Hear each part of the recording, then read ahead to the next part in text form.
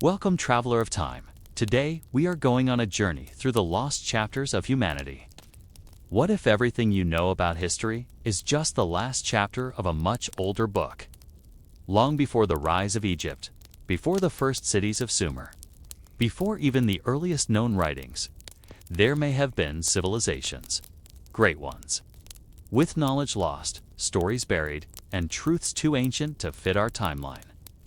In this journey, we'll explore what mainstream history dares not ask. Were we the first, or just the latest? Let your mind drift back through the fog of time and discover the forgotten civilizations that may have shaped the world long before the Ice Age swallowed them whole. Before beginning, I sincerely request you to subscribe for my channel and comment your views. Let us know what story about past is being told in your country or place. Imagine a time long before our own, so long ago that even the most ancient ruins we know of hadn't yet been born. A time before the pharaohs, before the ziggurats of Mesopotamia, before the oldest known written word. The earth was colder then, locked in the final grip of an ice age. The seas were lower. The deserts were green, and the stars overhead shone on lands that are now swallowed by waves. This story is not one of certainty. It is one of fragments, of whispers, of echoes. A story built not only on what we know, but on what we suspect, what we wonder, and what we remember, perhaps only in dreams. What if history did not begin 5,000 years ago, as we are so often told, but stretches back tens of thousands of years further, hidden beneath layers of ice and sea, buried in myth, scattered in stone?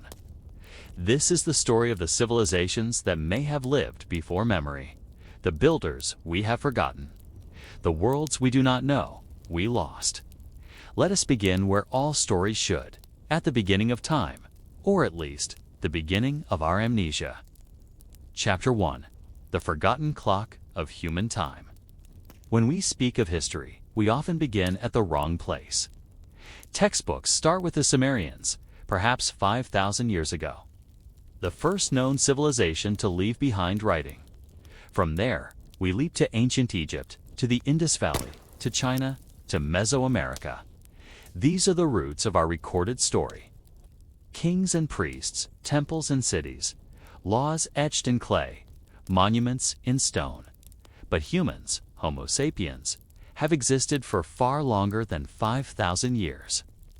Current estimates place our species' emergence at least 200,000 years ago.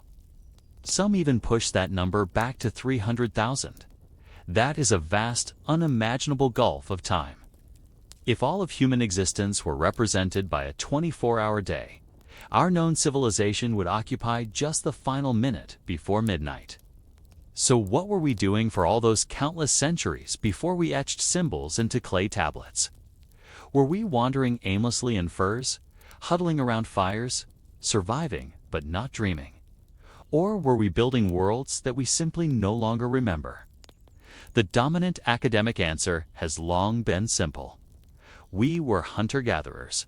We moved with the seasons, followed herds, foraged berries, painted caves, and lived in bands of a few dozen people. Civilization, we're told, only began with agriculture around 10,000 years ago, when people settled down, planted crops, and built permanent structures. But in recent years, that narrative has begun to crack. And in the space between those cracks, a strange light begins to shine. We think of history as a straight line, a steady, upward march from caveman to spaceman, from ignorance to knowledge, from sticks to smartphones. But the real shape of time may be closer to a spiral or a series of waves, with rises and falls, periods of brilliance followed by darkness, golden ages swallowed by cataclysm, then rebirth, like civilizations that rise, fall, and are reborn. Human knowledge may not be a single arc, but a recurring flame passed from hand to hand through fire and forgetting. This idea, once dismissed as fantasy, grows harder to ignore. Why? Because the earth is beginning to reveal its secrets. In layers of soil beneath ice and sea, we are finding things that shouldn't exist. Temples older than agriculture. tools buried beneath strata that predate known civilizations, maps showing lands that were last visible 12,000 years ago. Legends and myths shared by cultures oceans apart, stories of a world that was lost in water, fire, and ash. And always, the same unsettling question returns. Are we the first? There is something eerie about how little we know of our own story. Even now, most of the human timeline is labeled prehistory, a euphemism for ignorance. We have skeletal remains, some tools, and the stunning cave art of places like Lascaux and Chauvet. Dating back 30,000 years or more, these were not crude scrawlings. The shading, the movement, the sense of perspective, they speak of minds capable of abstraction, symbolism, even mysticism. What kind of people painted these? Were they simply hunters expressing awe? Or were they the last artists of a dying world, preserving memories with ochre and charcoal as their temples crumbled and seas swallowed their homes? We don't know. And that not knowing is what haunts us. Every year, new discoveries make the academic picture more confusing, not less. Buried structures in Turkey that predate agriculture, underwater cities off the coasts of India and Japan, stone circles in Africa older than the pyramids, astronomical alignments carved into rocks that were thought to be primitive shrines. Again and again, the evidence whispers a different story. One in which humans were not just surviving in the shadows, but creating, exploring, building, and then vanishing. The late researcher and author Graham Hancock famously called us a species with amnesia. That phrase, poetic as it is, may be more accurate than we like to admit. What if the vast gulf of time before 10,000 BCE is not empty, but erased? Not erased deliberately, but lost. Through time, through catastrophe, through the fragile nature of memory itself. Imagine a civilization existing 15,000 years ago. Not necessarily flying cars or satellites, but coastal cities, advanced seafaring, deep astronomical understanding, megalithic architecture, oral literature. Now imagine the seas rising 400 feet, floods erasing the coastline, earthquakes shattering monuments, climate change forcing migrations inland. The survivors would become legends. Their knowledge would become myth. Their inventions would decay and disappear. And their story would fade, retold in fragments by campfires until it became folklore. By the time we arrive, building our own cities, crafting our own myths, we think we're the first. But maybe we're just the first with the hubris to believe it. Ask yourself, why are there no cities from before 10,000 BCE? Is it because none existed? Or is it because any that did were built on coastlines now underwater, in climates now hostile, in valleys now buried by silt and forest? The Earth is not a museum. It is a living planet. It changes, grows, destroys, and hides. Over thousands of years, stone crumbles, wood decays, language vanishes, and even mountains shift. Without constant upkeep or preservation, even the greatest human achievements are reduced to dust. And if a civilization had once thrived along the edges of the Ice Age seas, we wouldn't need a conspiracy to explain their absence. We'd just need time. Time forgets, unless someone remembers. Anthropologists now know that anatomically modern humans lived in places as far apart as Africa, the Middle East, China, and even Australia over 50,000 years ago. These were not different species. They were us. And if they were like us in body, could they not have been like us in mind? Could they not have dreamed, built, worshipped, explored? When we look at the great monuments of the world today, we marvel at how ancient people could have moved such massive stones, tracked the stars so precisely, or carved such beautiful glyphs. But perhaps the real mystery isn't how they did it. Perhaps it's why we ever thought they couldn't. In every generation, humans have looked to the past and asked, where did we come from? The more we uncover, the more the simple story of primitive man evolving into modern genius falls apart. We see the artistry of cave painters, the sophistication of unknown builders. the haunting similarity of flood myths, sky gods, and sacred numbers shared by cultures that never knew one another. And always, we feel the weight of something missing. Not an artifact, not a text, but a presence. A ghost of a time when we knew more, remembered more, and perhaps lived in harmony with something deeper than we now understand. This chapter of humanity, this forgotten clock of time, ticks on in silence. But the echoes are growing louder, and we are starting to listen. Chapter 2. Göbekli Tepe, the temple that shouldn't exist. In the sunburned hills of southeastern Turkey, near the ancient city of Şanlıurfa, a quiet revolution in our understanding of history began with the flick of a farmer's plow. It struck something hard, something that rang not like rock, but like purpose. Archaeologists were called. Dust was brushed away. And what they uncovered would append everything we thought we knew about human civilization. The place was called Göbekli Tepe. It means Potbelly Hill.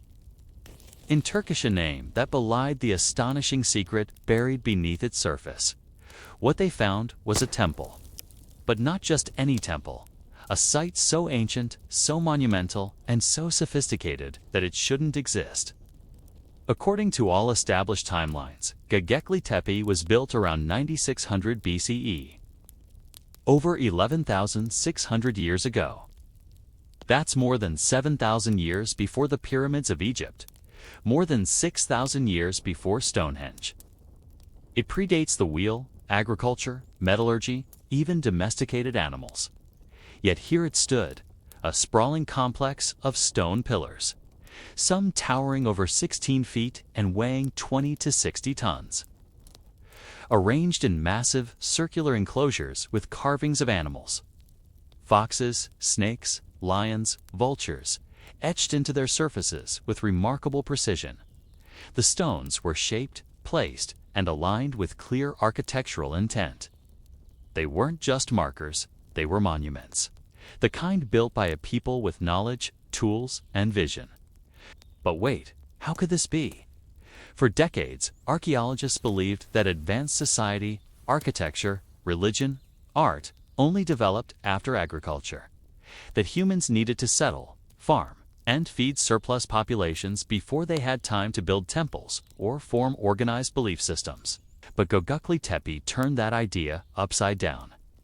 Here was a monumental religious site built by hunter-gatherers, or at least people without the trappings of settled civilization as we've defined it. They had no cities, no known writing, no metal, no wheels, and yet they carved stone on a megalithic scale. This forced a rethinking of the entire narrative. Perhaps it wasn't farming that led to temples, but temples that inspired farming. The people may have gathered at sacred sites for seasonal rituals, drawn by belief, and from that collective effort arose the need for more stable food sources. In other words, religion, or the memory of something sacred, may have birthed civilization. But that raises an even more profound question. Where did the idea of the sacred come from? What if the builders of Göbekli Tepe weren't inventing sacred architecture, but recreating it? What if they were descendants of a civilization already steeped in spiritual meaning, architectural principles, and astronomical knowledge? The layout of Göbekli Tepe's enclosures is not random. Some of the stone circles are aligned with specific celestial points. Some researchers believe the site was used to mark solstices or to track stellar events, especially the constellation Orion, which has long been linked to spiritual systems in Egypt, Mesoamerica, and beyond. Could it be that the builders of Göbekli Tepe were trying to recreate the sky on Earth? Could they have been encoding knowledge inherited from an even earlier time? Perhaps a world destroyed by the very forces that ended the Ice Age. The notion is not new. Ancient peoples all over the globe, from the Egyptians to the Maya, believed that their knowledge was handed down from gods or wise ancestors who came before. Göbekli Tepe could be the last whisper of such a memory, a fingerprint of a civilization we no longer recall. What makes Göbekli Tepe even more mysterious is the fact that it was deliberately buried. Yes, buried. sometime after its use, possibly centuries or even millennia later. Someone nor many people carefully filled the site with thousands of tons of dirt and rubble, preserving it under layers of sediment. It was not abandoned to time. It was hidden from it. Why? Was it an act of reverence, burying the sacred to protect it? Was it fear, hiding a site associated with forbidden knowledge or cataclysm? Or was it ritual, part of a cycle of use, burial, and rebirth? The deliberate backfilling preserved Göbekli Tepe in pristine condition. But it also erased its builders from history until now. It's as if the site was never meant to be found. Or perhaps it was meant to be rediscovered exactly when we needed it most. Göbekli Tepe is not alone. In recent years, other sites in Turkey, like Karahantepe and Navali Kori, have revealed similar T-shaped pillars and enclosures. Further east, in Iran and Pakistan, ruins of ancient structures share certain stylistic echoes. In the Americas, petroglyphs and aligned stone circles may point to forgotten engineering principles rooted in the sacred. Even in the Sahara Desert, once green and full of lakes, stone structures and astronomical markers older than the Egyptian pyramids have been found, suggesting that the builders of megalithic structures may have been part of a much older and possibly connected global culture. Is it coincidence that so many cultures speak of a golden age, a great flood, and ancestors who once lived closer to the divine? Or are these the shattered pieces of a much older mirror, reflecting a world we've lost? Mainstream archaeology often resists these ideas, not out of conspiracy, but caution. Extraordinary claims require extraordinary evidence, and Göbekli Tepe, for many, is already a challenge to accept. But as excavation continues, the story becomes harder to dismiss. Only a tiny portion of Göbekli Tepe has been uncovered, perhaps 5% of the site. Ground-penetrating radar shows dozens more enclosures still buried beneath the hill. The full scale of this site may be beyond our current imagination. If this is what survives after more than 11,000 years, what have we yet to find, and what have we already lost? Göbekli Tepe does more than rewrite history. It reminds us that humans have always been builders, not just in stone, but in meaning. That the impulse to create, to align our structures with the stars, to gather and to worship, that impulse may be as old as humanity itself. It tells us that the story of civilization does not begin in the fertile crescents of Sumer or along the banks of the Nile, but perhaps in a time long before, when memory was passed through stone and the world was young. And above all, Göbekli Tepe humbles us, because in those silent, ancient circles, beneath the soil and time, we find a voice whispering not of how far we've come, but of how much we've forgotten. Chapter 3. Beneath the waves, the drowned cities of the ancient world. The ocean, vast and impenetrable, has always carried an air of mystery. It hides secrets beneath its waves, swallows memories in silence, and buries the bones of forgotten civilizations in silt and coral. We sail over its surface and imagine it eternal. But what if the waters we now cross were once dry land? What if beneath those swells lie the ruins of a world we no longer remember? Across the globe, there are stories, whispers really, of cities swallowed by the sea. Myths echo across time: Atlantis, Kumari, Kandam, Lemuria, and others whose names are spoken only in sacred texts and folk songs. For centuries, these were dismissed as fantasy. But then divers found stones where there should only be sand, structures where only coral was expected, and questions, always more questions, about just how much of our past now sleeps beneath the waves. Dwarka, the city of Krishna. In 2001, just off the coast of Gujarat in India, marine archaeologists were stunned to find the remains of what appeared to be a vast and ancient city beneath the waters of the Arabian Sea. Submerged at depths of 30 to 40 meters, the site sprawled across several square kilometers. Divers recorded stone walls, grid-like streets, platforms, and structures with geometric regularity. This wasn't random rock formation. It looked built. The location corresponded to ancient legends of Dwarka, the city said to be founded by Lord Krishna in Hindu mythology. According to texts like the Mahabharata, Dwarka was a golden city, gifted with wealth and technology, but was swallowed by the sea after Krishna's departure. For centuries, it was treated as pure myth, until sonar scans and underwater photography began to tell a different story. Carbon dating of wood samples recovered from the site yielded ages around 9,500 years old. Placing it near the end of the last ice age, could it be that these myths preserved a real event? And if so, how many other mythical cities were in fact real? Heracleion and the lost cities of the Nile. Closer to home for Western civilization lies the story of Heracleion, a once thriving Egyptian city that had vanished without a trace. Ancient Greek historians wrote of a bustling port that had temples dedicated to Hercules, pharaohs, and gods. But modern scholars dismissed it as legend. That changed in the early 2000s when marine archaeologist Frank Gaudio and his team discovered Heracleion beneath the waters of Abu Khair Bay, near Alexandria. They found statues, sphinxes, ceremonial boats, inscriptions, coins, tools, and entire building complexes all preserved beneath the Silten Sea. It had sunk more than a millennium ago, likely due to a combination of earthquakes, soil liquefaction, and rising seas. While Heracleion's sinking is relatively recent, it proved a crucial point. Entire cities can vanish beneath the waves, not just in stories, but in reality. And if this can happen in the historical period, how many more ancient cities may have vanished at the dawn of civilization when seas rose hundreds of feet after the last ice age? The global flood. Nearly every ancient culture carries a flood myth. In Mesopotamia, it's Utnapishtim, the survivor of the Great Deluge in the Epic of Gilgamesh. In the Bible, it's Noah. In Hinduism, it's Manu. In Aztec lore, Tlaloc sent the floods. Aboriginal Australians, Norse sagas, Chinese mythology all contain variations of the same story.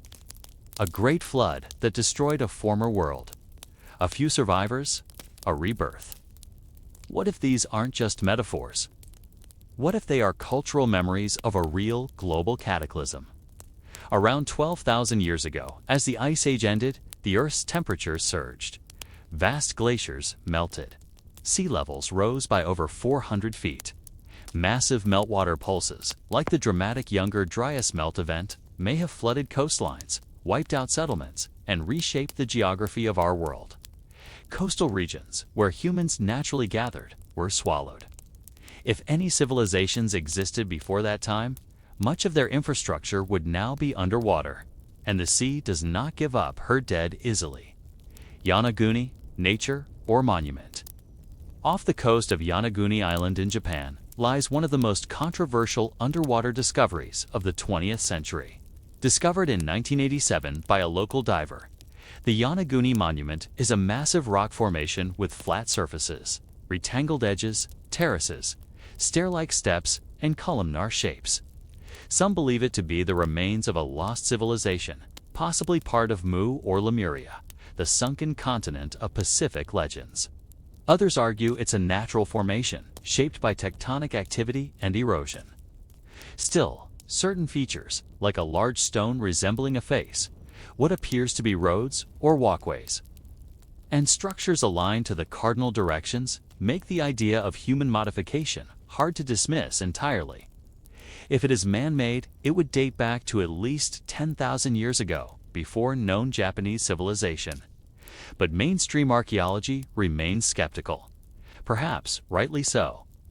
But once again, the sea teases us with what might have been. The Doggerland Mystery. In the North Sea, between Britain and the European continent, once lay a lush and fertile land called Doggerland. During the last ice age, it was a vast landscape of rivers, forests, and grasslands, home to animals and humans alike. Now, it's entirely submerged. Fishing trawlers routinely drag up Mesolithic tools, bones, and even Neolithic structures from the sea floor. Sonar scans show ancient riverbeds, hilltops, and lake basins, all of it now buried under the ocean. Doggerland wasn't just a place, was a continent's memory. Drowned by rising waters around 8,000 years ago after a sudden sea level spike, possibly triggered by the Storgås slide, a massive undersea landslide off the coast of Norway. Could people have lived there in villages, raised monuments? Carved wood and stone? Very likely. But the sea has claimed their stories. These submerged cities and lands are not just archaeological curiosities. They are memory anchors, remnants of what was, and warnings of what could be again. They hint at a deeper truth that the line between myth and history is not as clear as we thought. That the stories told by ancient peoples about floods, gods, and vanished cities might have roots in collective trauma, in events witnessed and passed down over thousands of years. And they force us to ask, what else lies beneath? What have we forgotten in the name of progress? What truths have been lost, not because they were false, but because they were drowned? In the end, the sea does not lie. It simply waits. It waits for us to look deeper, to listen harder, to stop dismissing ancient stories as fantasy and begin hearing them as echoes, dim, distorted, but still there. Perhaps somewhere, deep below the surface, rests the remains of a city that will rewrite everything. A city so old it predates agriculture, so advanced it rivals modern understanding, so forgotten it shakes our sense of identity to the core. Until then, the drowned cities remain silent. But silence, like the sea, can carry great weight. Chapter 4. The Wisdom of the Megaliths. Stone circles and star maps. They rise in silence from the earth, immense stones, weathered by wind and time, arranged with a precision that baffles the modern eye. Some stand alone. Others form rings. Some align with stars. Others track the sun or moon. For centuries, they were thought to be simple tribal monuments, primitive expressions of early religion or burial. But as we've studied them, listened to their patterns, measured their shadows, and followed their alignments, a haunting possibility emerges. These were not crude structures. They were calendars. They were observatories. They were records set in stone by people who may have known far more than we once believed. Welcome to the mystery of the megaliths. Stonehenge, more than just a ring. On the grassy Salisbury Plain of southern England stands one of the most iconic and enigmatic monuments in the world. Stonehenge. Its outer circle of standing stones, some weighing over 25 tons, surrounds a horseshoe-shaped inner ring. The structure, partially collapsed and eroded over millennia, is thought to have been constructed in stages beginning around 3000 BCE, though some of its earlier earthworks date back even further. What's extraordinary isn't just the size or weight of the stones, many of which were transported from over 150 miles away, but the precision with which they were arranged.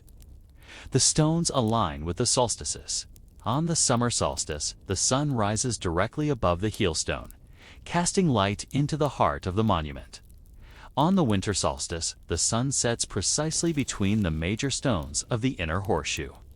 Stonehenge, it seems, was a solar observatory built by people who tracked celestial cycles with meticulous care.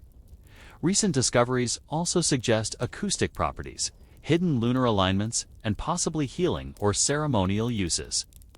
But this is just one of many megalithic sites that raise the same questions. Why did so many ancient people build with stone at such immense scales, with such astronomical awareness? And who taught them to read the sky? Göbekli Tepe, the first temple. In the dry sun, scorched hills of southeastern Turkey lies a site that shattered archaeological assumptions. When it was uncovered in the 1990s, Göbekli Tepe, dating to 9600 BCE, it is 7,000 years older than Stonehenge, and predates agriculture, writing, and cities. Yet it features massive stone pillars arranged in circles, many carved with intricate reliefs of animals, abstract symbols, and humanoid forms. The stones are arranged with careful orientation. Some suggest alignments too serious, the brightest star in the night sky. Others see patterns that reflect precession of the equinoxes, a complex astronomical cycle spanning nearly 26,000 years. The implications are staggering. Hunter-gatherers, not farmers or city builders, created a site so complex and symbolically rich that some call it the world's first temple. But it begs the question, how did they know what they knew? How did pre-agricultural people organize labor, move stones, weighing tons, carve them with animal motifs, and possibly encode star patterns into their placements? It suggests knowledge, tradition, continuity, possibly the inheritance of something older. The megaliths of Nabta Playa. Deep in the Egyptian desert, near the border with Sudan, lies an ancient stone circle almost lost to the sands, Nabta Playa. Dating to 5000 BCE, it predates the pyramids by 2 millennia. It features a ring of upright stones, carefully aligned with the summer solstice sunrise and the Orion constellation, particularly the belt stars, stars that also influence the layout of the pyramids of Giza. Nabta Playa was once a seasonal lake where nomadic tribes gathered. But these gatherings weren't just for survival, they were for ceremony, for alignment, for tracking the heavens. The stones form a kind of calendar circle, marking the changing seasons and hinting at a deep relationship between these people and the sky. Again and again, in every part of the ancient world, we find the same story in stone: alignment, awareness, and awe. Karnak, the March of the Stones. In Brittany, France, lies one of the most extensive megalithic sites in the world, the Karnak alignments. Over 3,000 standing stones stretch in rows for several kilometers, some rising over 20 feet high. Their purpose remains a mystery. Some believe they were used to mark astronomical phenomena. Others see a sacred procession route or even a massive energy grid. What's strange is the sheer scale and mathematical precision. The stones seem to follow geomagnetic lines. Some align with lunar standstills, a complex 18.6-year cycle of the moon's orbit. For ancient builders to track this, they would have needed generations of consistent observation. And if these people were primitive, how did they grasp such cycles?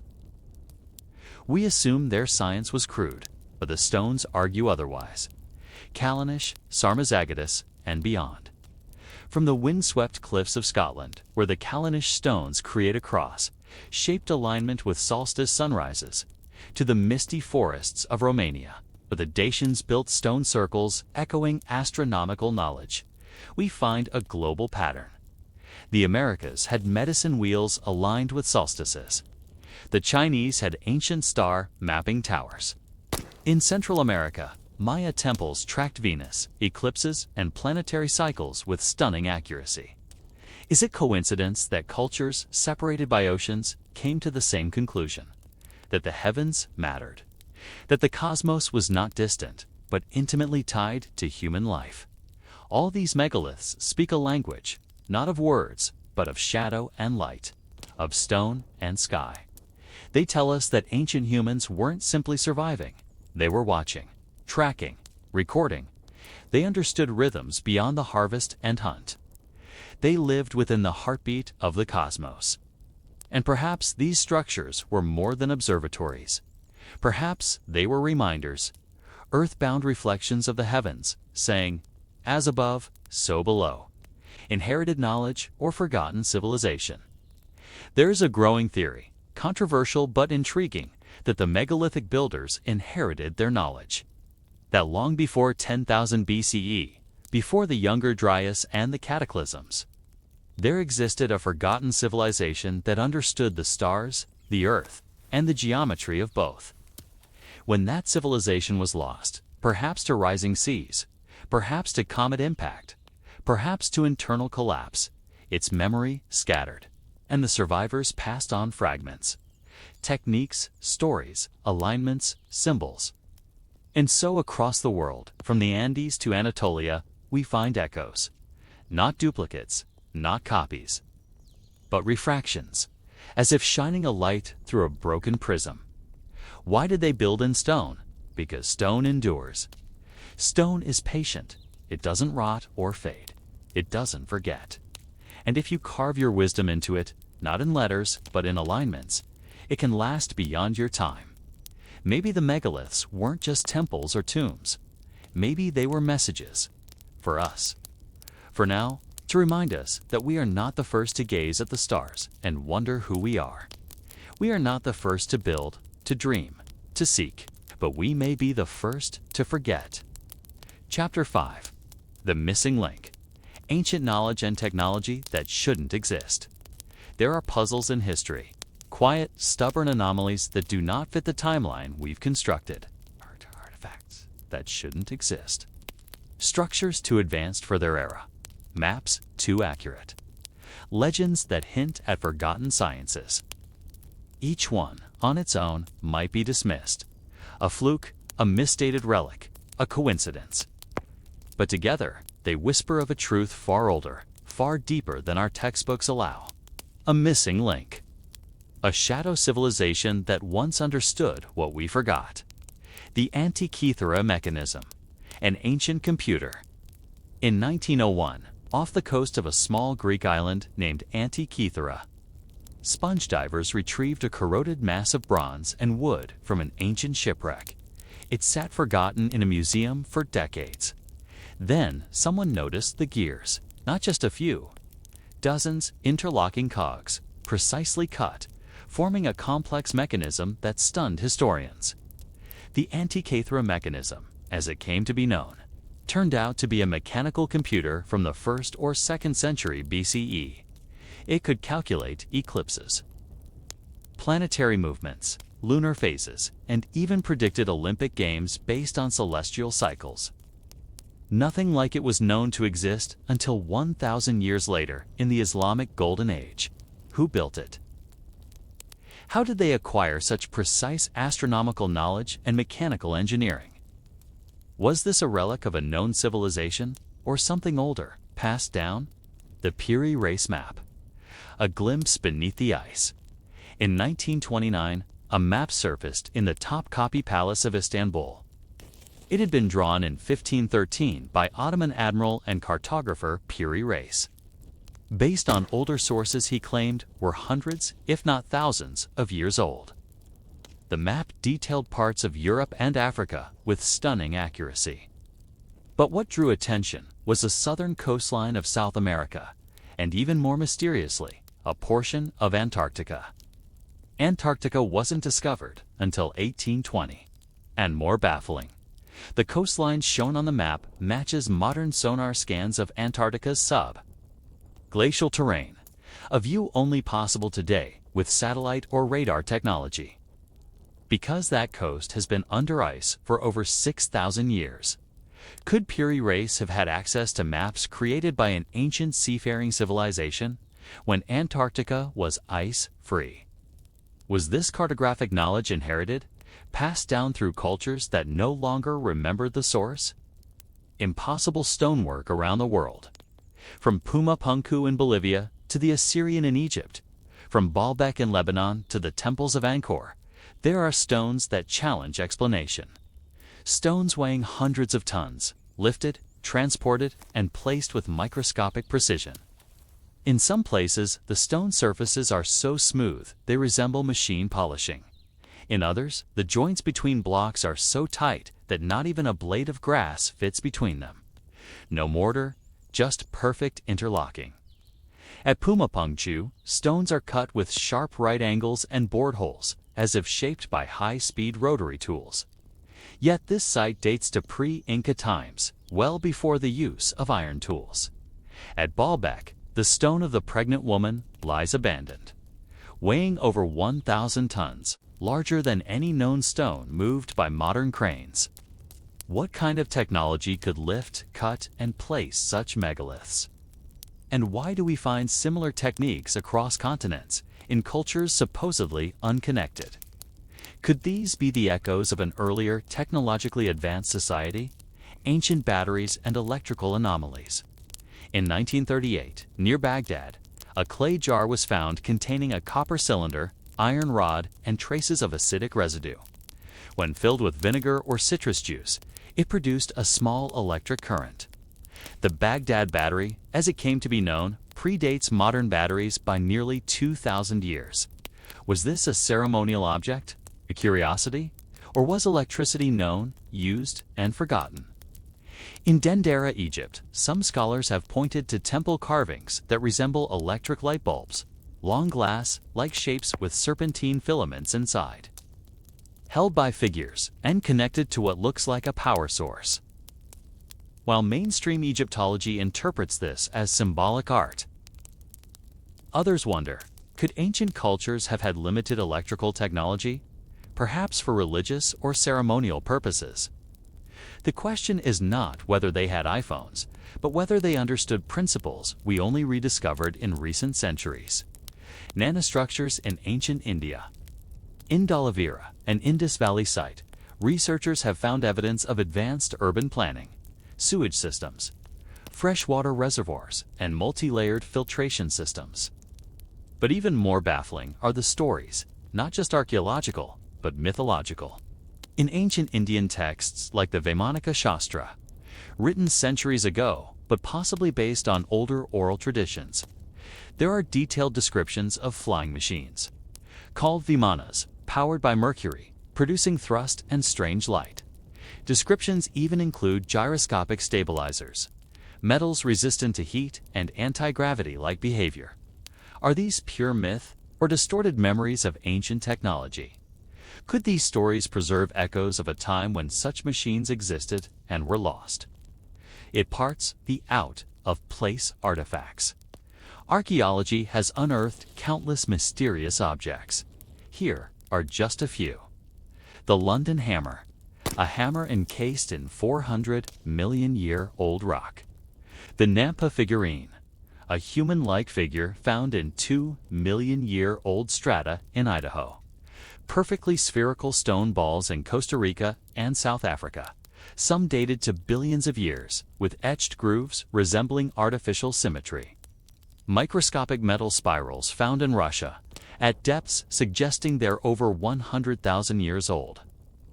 Many of these are likely anomalies, geological accidents, or misinterpretations, but some resist easy explanation, and they collectively whisper. There may be pages missing from the story of humanity, the knowledge that shouldn't be. How did ancient people know the precise circumference of the Earth? Understand the precession of the equinoxes. Track Venus's 584-day cycle with greater accuracy than early Europeans. Build structures that encode pi and phi, the golden ratio. Chart maps with longitude centuries before the invention of accurate timekeeping. Knowledge like this doesn't emerge randomly. It requires observation, transmission, and application. And that implies not just isolated geniuses, but a tradition, a civilization capable of science, technology, and teaching. Perhaps what we think of as ancient history is just the shattered fragments of something much older. A legacy lost in fire and flood. If such a civilization once existed, who were they? Where did they go? The most likely answer is they were destroyed, not by war, but by cataclysm, possibly the end of the last ice age, when sea levels rose 400 feet, burying coastlines where people likely lived, when floods drowned cities, when fire rained from the sky, when memory turned into myth. Those who survived carried stories, symbols, fragments of what once was. Over generations, they passed on pieces: astronomy, stoneworking, sacred geometry, healing arts. But without the full context, it became magic, legend, religion. And so the story changed from fact to fable, until we forgot. A question of humility. Perhaps the greatest arrogance of modern humanity is this: to believe we are the first to know. That history is a straight line, from cave to computer, without interruption. But maybe it's not a line. Maybe it's a cycle. Maybe civilization rises and falls like breath. Inhale, exhale, leaving behind only ruins. riddles, and the urge to remember. And if we are indeed the latest in a long line of dreamers, builders, and star watchers, then the ancient technologies we call impossible may simply be the ghosts of what we once were. Chapter 6. The Cataclysm, What Might Have Wiped Them Away. If there truly were ancient civilizations before the Ice Age, what happened to them? Why did they vanish, leaving behind only scattered megaliths, submerged cities, and whispers and myth? To answer this question, we must look to the sky, to the sea, and to the deep layers of the earth. Because something happened, something devastating. Not a slow decline. A sudden, world-shaking cataclysm. And it may not be as mythical as it sounds. The Younger Dryas, Earth's sudden freeze. Around 12,800 years ago, Earth was emerging from the grip of the last ice age. Glaciers were retreating, temperatures were rising, and the planet was warming steadily. Then, almost overnight, something changed. Global temperatures plummeted. In just a few years, much of the northern hemisphere was thrust back into glacial conditions. The cold period lasted for over 1,000 years. This event is known as the Younger Dryas. It was a climatic whiplash so severe that it disrupted ecosystems, ended species, and, many researchers believe, destroyed early human societies. But what caused it? That question still ignites debate. The comet impact hypothesis. One of the most compelling and controversial. Theory suggests that a comet or fragments of a disintegrating cosmic body struck Earth around 12,800 years ago. This hypothesis is based on findings from over 50 sites across North America and Europe, where a mysterious black matte layer of Earth is found, containing microspherules formed from extreme heat, nanodiamonds that are formed in high-energy explosions, melted glass particles, elevated levels of iridium and platinum, elements common in meteorites. These markers resemble those found at known impact sites, like the one that killed the dinosaurs. The idea is this. A massive airburst or impact over the North American ice sheet sent heat waves and shock blasts across the Earth. Fires scorched the continents. Ash darkened the skies. Glaciers melted rapidly, flooding coastlines and sending freshwater torrents into the oceans, disrupting global currents and plunging the world into 1,000 years of freezing chaos. If true, this would explain the abrupt cooling, mass extinctions, and collapse of megafauna and human cultures, especially in the Americas. But more importantly, it could explain the disappearance of entire civilizations. The Great Flood myths, echoes of a real event. Nearly every ancient culture on Earth shares a common myth. The Great Flood. In the Bible, it is Noah. In Mesopotamia, Utnapishtim. In Hindu texts, Manu. In Greek lore, Deucalion. In Mesoamerican myths, a water apocalypse ends one world and births another.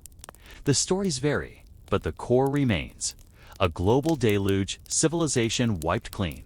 A remnant survives to begin anew. Could these tales be collective memory of a real global event? Geologists confirm that around 11,000 to 8,000 BCE, sea levels rose dramatically. As much as 400 feet, as ice sheets collapsed and glaciers melted. This inundated entire coastlines, drowned river valleys, and submerged vast tracts of land that humans once called home. Cities would have vanished beneath the waves. And the survivors, traumatized and displaced, would pass down the story in the only way early humans could. Myth, parable, song. Was the flood not just metaphor, but memory? Earthquakes, volcanoes, and tectonic fury. The end of the Ice Age didn't just bring water, it brought fire. As ice sheets melted, they lifted weight from the Earth's crust. This caused isostatic rebound, a geological seesaw that triggered massive earthquakes, tsunamis, and volcanic eruptions. One example, the Storega Slide off the coast of Norway, where a chunk of seabed the size of Scotland collapsed, creating a tsunami that swept across northern Europe. Could such an event have destroyed a coastal civilization? Imagine a city built near the ancient shoreline, its people watching the sea rush away in minutes, only to return moments later as a towering, unstoppable wave. We've seen modern examples: the 2004 Indian Ocean tsunami, or the 2011 Japan quake and tsunami. Now imagine a civilization 12,000 years ago, without warning systems, without records, without help. Gone overnight. Volcanic winters and the breath of ash. Volcanoes may have played a key role in the post-Ice Age chaos. Some scientists believe volcanic winters, caused by ash and sulfur-blocking sunlight, could have triggered mini ice ages, crop failures, and mass migrations. The Locher Sea eruption in present-day Germany, dated to around 13,000 years ago, was one of the largest in the last 100,000 years. It could have contributed to atmospheric disruptions and climatic cooling. Other ancient eruptions, still unidentified, may have darkened skies and poisoned rivers. For early humans, these would have seemed like the wrath of the gods. For fragile civilizations, they would have been the final blow. Lost beneath the sea, Atlantis, and beyond. If advanced pre-Ice Age civilizations existed, many would have lived on coastlines, fertile, fish, rich, easy to navigate. But those coasts are now underwater. Sonar mapping and underwater archaeology have revealed potential sites. Dorka, off India's west coast. Submerged beneath the Arabian Sea. Yanaguni near Japan, with carved stone structures resembling terraces and temples. Cuba's western coast, where anomalies at depths of over 2,000 feet have puzzled researchers. Doggerland, the sunken landscape between Britain and Europe, once home to Mesolithic people. Even Plato's story of Atlantis, a powerful island nation that sank in a single day and night of misfortune, could be a garbled memory of such an event. Not necessarily a myth. Perhaps a metaphor for many lost worlds. Civilization in the crosshairs of nature. It's humbling to realize how fragile civilization is. We think of our age as permanent, our cities, our technologies, our dominion over the earth. But all it takes is a shift in temperature, a strike from the sky, a rumble beneath our feet, a wave taller than the sky, and everything changes. If there were civilizations before us, builders, astronomers, farmers, philosophers, they were not destroyed by war or weakness. They were overwhelmed. And all that remains are hints, submerged ruins, celestial alignments, legends of gods who fled the flood, stones that seem out of time. After the Younger Dryas, the world was different. Sea levels were higher. The climate stabilized, but cultures had changed. Humanity restarted, scattered, reshaped. In some places, knowledge was preserved in secret traditions encoded in myth, architecture, and sacred texts. In others, memory faded completely. And so, the story of the world began again, but this time, we started in the middle. The first chapters torn out by flood and fire. Chapter 7. Ancient Memories in Myth and Religion. The idea that advanced civilizations existed before the Ice Age often sounds like science fiction. Yet curiously, almost every ancient culture speaks of a time before time, when gods walked among men, golden ages flourished, and great catastrophes wiped the world clean. What if these stories weren't just metaphors or moral tales? What if they were fragments of memory, passed down through generations, not as history books, but as myths, religious texts, and sacred symbols? In this chapter, we journey through the spiritual and mythological landscape of the ancient world, and perhaps find echoes of something far older than recorded time. The Golden Age, a universal memory. Nearly every major culture recalls a golden age, a time before hardship, before toil, when humanity lived in harmony with the earth and the divine. In Greek mythology, the first of the 5 ages of man was the Golden Age, when humans lived like gods, without sorrow, without old age, with the earth giving its fruit freely. In Hindu cosmology, the Satya Yuga is the first and purest of the 4 yugas. In it, humanity is said to be spiritually awakened, free from disease and war. The Zoroastrians speak of a pristine age before the evil spirit Angra Mainyu corrupted the world. In the Taoist traditions of ancient China, sages remember a time before civilization, when people lived simply and in balance with nature. Why do so many traditions remember a beginning that was so peaceful, enlightened, and whole? Could this be a distorted memory of an ancient advanced civilization, one that lived in balance before a great catastrophe broke the world? Following the Golden Age, mythologies across the world describe a fall. In the Bible, Adam and Eve are cast from Eden for eating the fruit of knowledge. In Greek myths, Prometheus gives fire to humans, divine knowledge, and is punished by the gods. In Mesopotamian epics, the gods decide to flood the earth because mankind has become too noisy and troublesome. In nearly every version, there's a clear narrative arc. Once we were divine or close to it, but we made a mistake, and the gods punished us. We fell. We lost the old world. This is more than coincidence. It may be cultural memory, perhaps an echo of a real civilizational collapse encoded in the language of religion. Maybe it wasn't gods that cast us out, but nature itself. Flood myths. Memories of drowned worlds. Flood myths are among the oldest and most widespread stories known to humanity. There are over 500 versions of the flood myth around the world. Consider just a few. The Epic of Gilgamesh. Utnapishtim is warned by the god Ea to build a boat before a great deluge destroys humanity. This predates the biblical flood by centuries. The Bible's Noah. A righteous man is chosen to survive a divine flood sent to cleanse the earth of wickedness. Hindu scriptures. The god Vishnu warns Manu, who builds a great ark and survives a massive flood. Deucalion and Pyrrha. Zeus floods the earth, and the couple repopulates the world. The Muska. The god Bokika caused a flood and later taught survivors to live again. Even the Aboriginal Australians, whose oral histories date back over 10,000 years, speak of rising seas and drowned coasts. These stories are not identical, but their themes and structure are universal. A deluge, a chosen survivor or family. A vessel, the end of one world and the beginning of another. Could this be cultural memory of the post? Ice Age sea level rise, when coastlines disappeared and entire settlements were swallowed. It's not mythology, it's oral history wrapped in myth.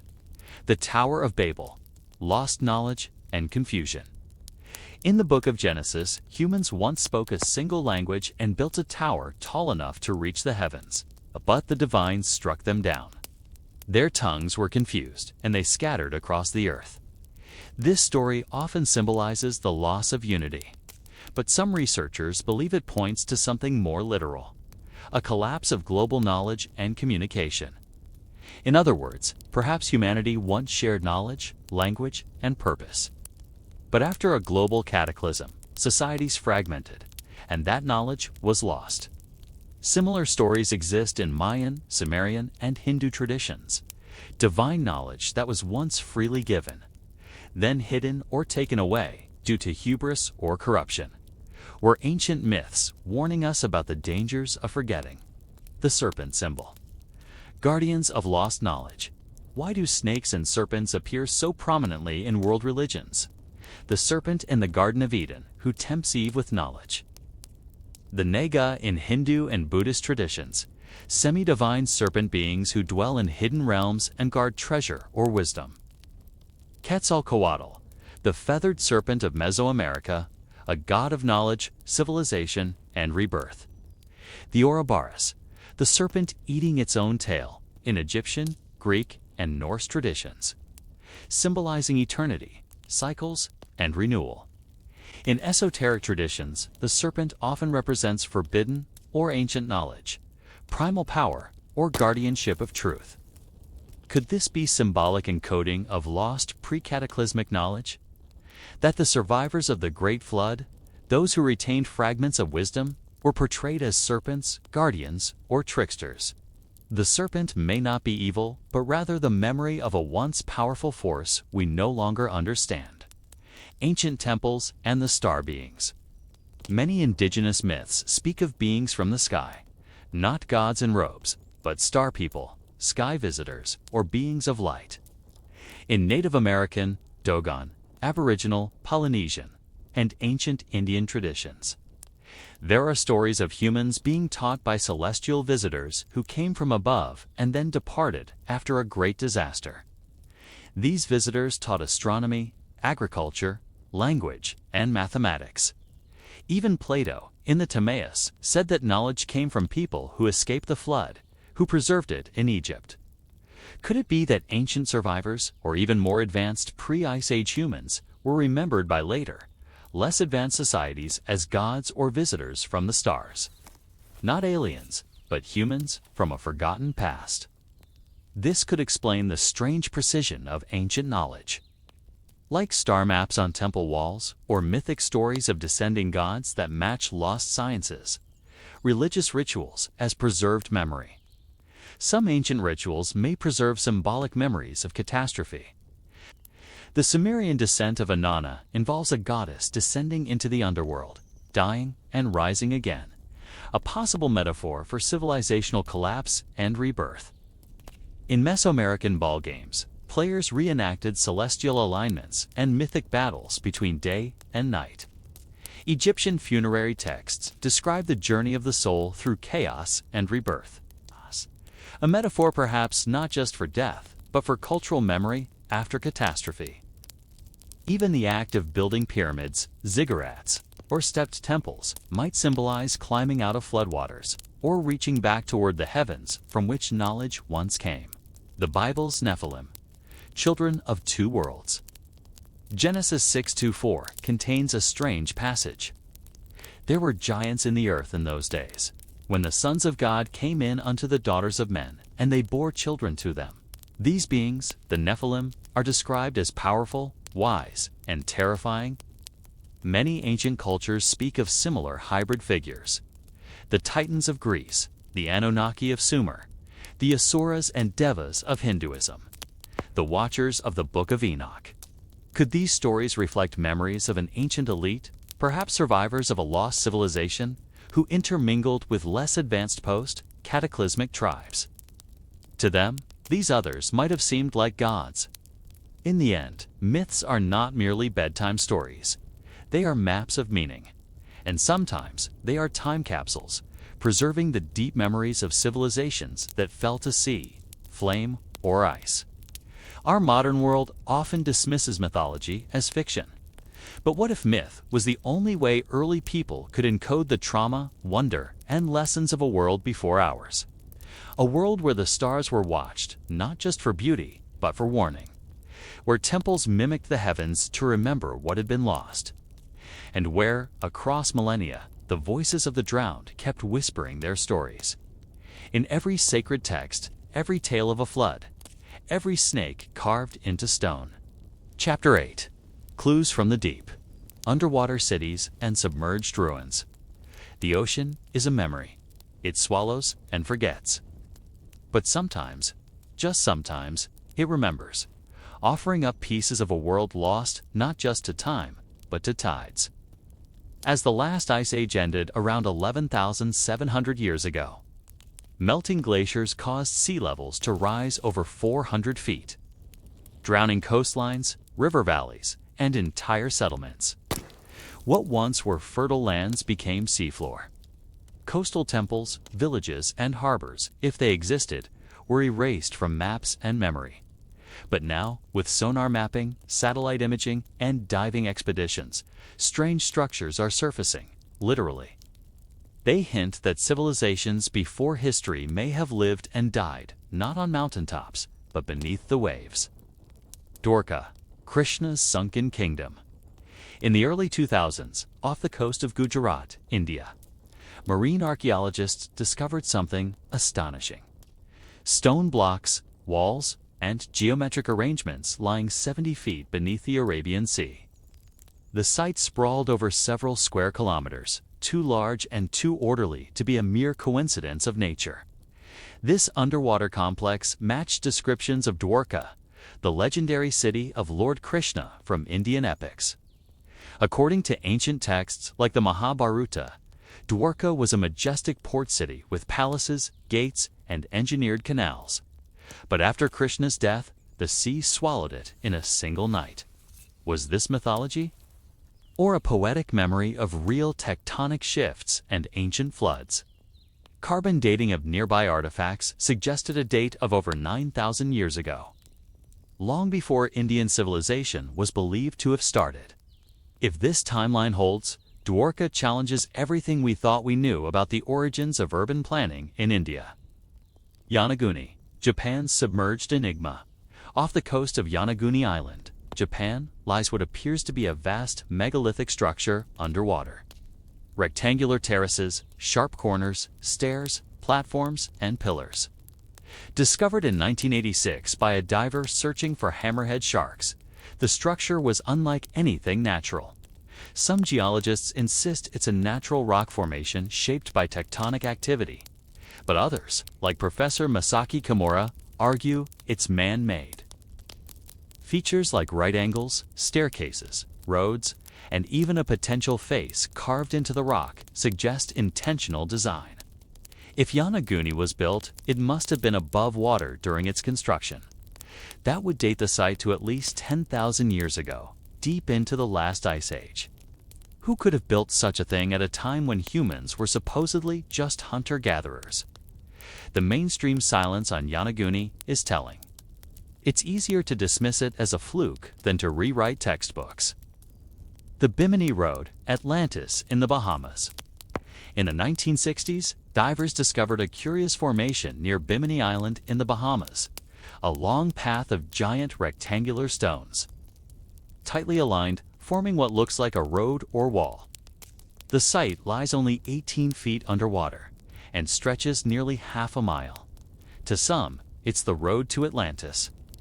To others, it's simply natural beach rock fractured by erosion. Yet local legends among the Lucayan people spoke of a sunken land and temples under the sea. Even Edgar Cayce, the sleeping prophet, had predicted a major Atlantean find near Bimini in the 1960s, years before the road was found. Coincidence? Maybe. Or perhaps memory is deeper than we admit. Cuban submarine ruins. Pyramids beneath the sea. In 2001, off the coast of Cuba, sonar scans by a Canadian research team revealed massive stone structures 2,000 feet below the surface. These included symmetrical shapes resembling pyramids, roads, and domes. If verified, they would be older than the oldest known civilization by millennia. But here's the mystery. The site lies too deep.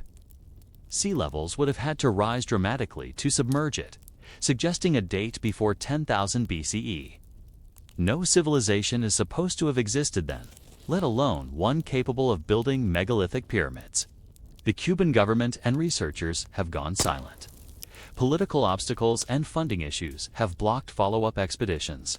But the ocean remembers what we've forgotten.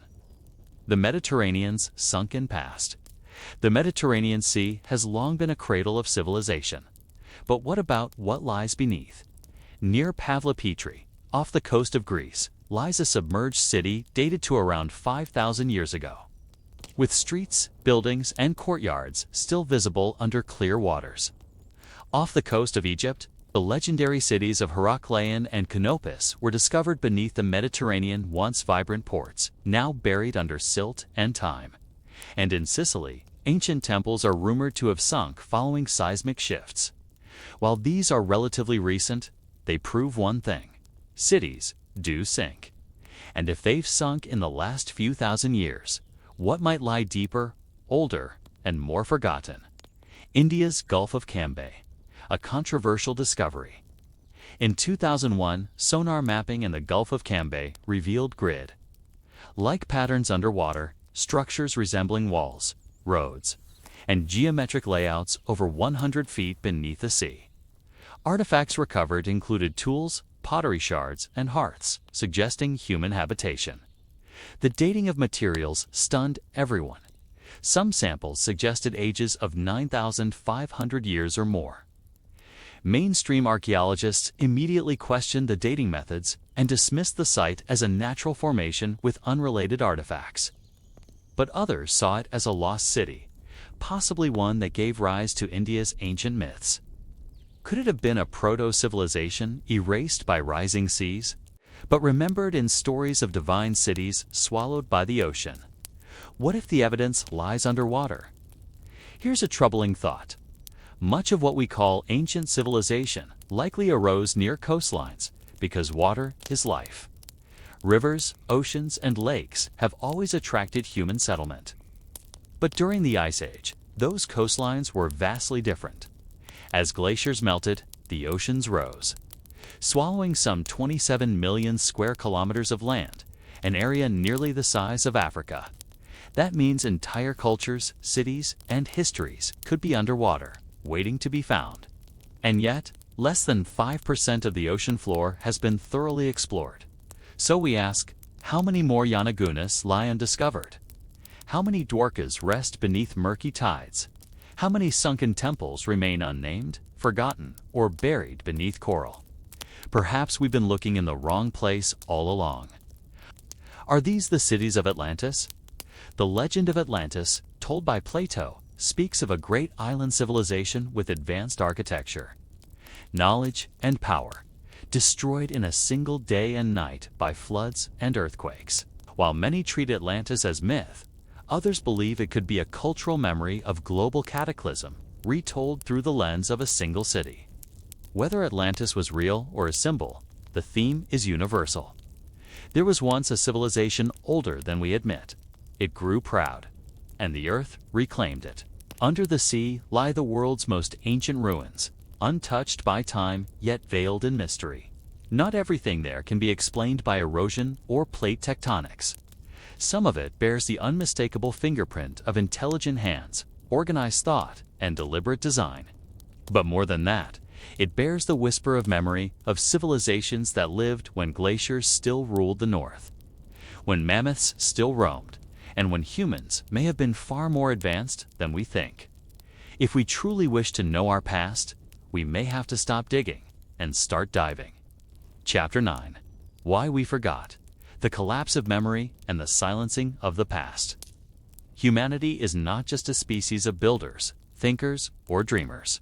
We are, above all else, storytellers. And yet, we forgot. We forgot the first chapters of our own story. We forgot the voices of those who came before, their temples, their symbols, their struggles, and their songs. The question is not just whether advanced civilizations existed before the last ice age. The deeper mystery is, why don't we remember them? What could erase a civilization not only from the face of the earth, but from the mind of man? The answer may lie in a perfect storm of destruction, amnesia, and silence. The fragility of civilization. We like to think of civilization as permanent, but history tells another story. Empires collapse, cities burn, languages vanish, libraries turn to ash. Civilization is not made of stone. It is made of memory. And memory is fragile. Think of Rome, the empire that once ruled the known world. Its knowledge of engineering, medicine, and governance filled libraries. But within centuries of its fall, people were living in its ruins, scavenging marble from colosseums they no longer understood. Even Plato's philosophy, which shaped Western thought, was nearly lost. His work survived through hand-copied manuscripts passed secretly by monks while much of Europe fell into darkness. So imagine a civilization far older. Imagine one not just lost, but completely buried, beneath floods, under volcanic ash, or deep within the sea. Now imagine that happening not once, but multiple times over tens of thousands of years. That is how you forget. Oral cultures and the vanishing voice. Before writing, humans remembered through stories, songs, and rituals passed down by voice. These oral traditions were vivid, encoded with meaning, and often performed during sacred ceremonies. But they depended on continuity. Break the chain through disaster, genocide, or dislocation, and entire worlds vanish overnight. Take the case of the Aboriginal Dreamtime stories of Australia. Some of these tales describe coastlines that disappeared over 10,000 years ago. How did they remember such things? Yet in other cultures, floods, fires, or colonial invasions severed the link, and the ancestral memory dissolved like breath in the wind. When a storyteller dies without a student, an entire library dies with them. Now imagine that happening to every tribe, every city, every civilization after a great flood or sudden freeze. What would survive? Only fragments, only myths. Myths, memories in disguise. When you read of Atlantis or the Sumerian flood, or Noah's Ark, or Manu's boat in India, or the feathered serpents of the Americas, all echo one thing. Something terrible happened. Something wiped the world clean, and only a few survived to tell the tale. Mainstream historians call these mythic archetypes shared cultural fantasies of apocalypse and rebirth. But what if they're more? What if myths are fractured memories, passed through metaphor and encoded in symbol? The story of a god might really be a memory of a lost king. A cosmic battle might represent a cataclysmic war. A chariot of fire might be a misremembered machine. We laugh at these legends, forgetting that before writing, this was the only way to remember. When civilizations fall, myths rise like smoke from their ruins. The last ice age ended around 11,700 years ago, marking the beginning of what geologists call the Holocene epoch. Before that, for nearly 2.5 million years, Earth was locked in cycles of glacial cold and brief warm interludes. During the Ice Age, sea levels were lower, exposing vast stretches of land where humans could have settled and thrived. But when the ice melted rapidly, perhaps due to comet impacts or solar storms, the world changed violently. Coastlines vanished. Rivers shifted course, forests burned. Megafauna died out. Human populations were scattered. In this chaos, any knowledge, technology, or wisdom that had developed in coastal or lowland settlements would have been wiped clean. And as survivors regrouped in caves, forests, and mountains, their concerns weren't writing books or building monuments. They were survival, fire, food, shelter. Stories civilization may have restarted more than once. After each collapse, from people who had once known more but could only pass on shadows of that knowledge. The killing of knowledge. Sometimes, forgetting is not an accident. Sometimes, it is deliberate. Throughout history, knowledge has been silenced when it threatens the established order. The Library of Alexandria, holding centuries of ancient science, philosophy, and medicine, was burned multiple times. The Spanish conquest of the Americas led to the mass destruction of Mayan and Aztec codices. Entire libraries of knowledge burned in a single day. Chinese dynasties practiced book burnings to erase the ideas of rival schools of thought. Even in modern times, archaeological sites are dismissed or ridiculed if they don't fit the dominant timeline. What doesn't fit gets buried. What questions too much gets erased. How much have we lost, not because of nature, but because of fear? The timeline trap. Mainstream archaeology follows a rigid timeline. Civilization begins around 5000 BCE. Writing begins in Sumer. Monumental architecture starts in Egypt and Mesopotamia. Anything older is labeled prehistory. But what if this timeline is wrong? What if our entire framework is based on the surviving scraps of the last survivors and not the full picture? We have not excavated the oceans. We have not explored the vast Sahara sands. We dismiss ancient maps showing Antarctica without ice, or the Andes before colonization as mistakes. But what if they are memories? Our timeline is a map drawn from islands, while the true continent of human history lies just below the waves. Forgetting is human, but remembering is divine. We forget what we fear. We forget what we don't understand. We forget what doesn't fit our stories. But sometimes the earth whispers. Through a submerged city, a weathered stone, a forbidden myth, a symbol that doesn't belong, and we remember a little. The collapse of memory is not just a loss of data, it is a spiritual amnesia. it makes us orphans. We walk forward, building skyscrapers and rockets, not realizing we may be repeating the same arc of rise, hubris, and collapse that other civilizations walked before us. But if we dare to remember, if we gather the fragments, question the silence, and honor the myths, we may recover more than facts. We may recover ourselves. History is not a straight line. It is a circle, a spiral, a pulse that rises and falls with every forgotten age. Perhaps what we call myths are memories. Perhaps the ruins that confuse us were once homes, temples, or dreams. And perhaps the greatest loss is not the cities beneath the sea, but the wisdom we stopped listening to. The ancients may have disappeared, but maybe, just maybe, they're waiting to be remembered. And now the question is yours to carry. Are we the beginning, or just the next in line? If this journey stirred something in you, if you believe there's more to our past than we've been told, subscribe for more deep, mysterious explorations of ancient truths. Comment below, what do you think we've forgotten? Until next time, sleep well, dream deep, and keep remembering.